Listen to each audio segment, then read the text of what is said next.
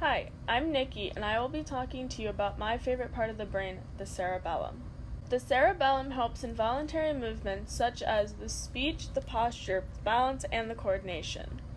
Ataxia is a disease that describes as a lack of muscle control or coordination of voluntary movements.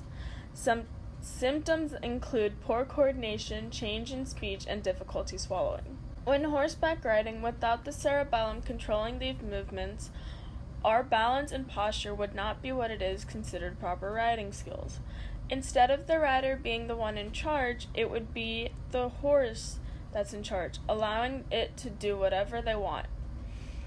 Without the cerebellum, the rider would fall off the horse. When I was horseback riding at the beginning, I did not have the muscle memory. At first of riding, I didn't have the proper balance, which kept me from either falling off the side of the horse's saddle, or as the horse pulls on the reins, I'd fly forward.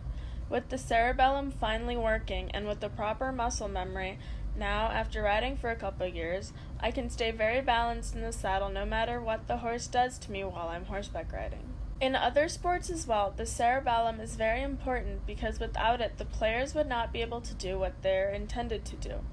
In the top left picture, without the cerebellum, that throw from the pitcher would cause him to lose balance and fall over. The batsman would not be able to swing the bat without being planted on the ground if the cerebellum was either gone or not functional. In the top right, if the football players lacked a cerebellum, the arm swinging backward would cause him to fall over on his back because of the imbalance or more weight in that direction. And in the bottom left, the basketball player would not be able to make the landing if his cerebellum was not functioning. The way he's positioned would cause him to lose balance on his feet, making him fall backwards.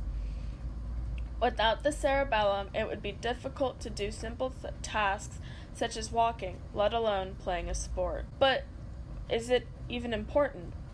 There is a case study of a woman who is surviving without a cerebellum. Though it's very hard at first, but it becomes second nature after dealing with it for a while. This woman is extremely healthy except for the unsteady walking patterns and occasional dizziness.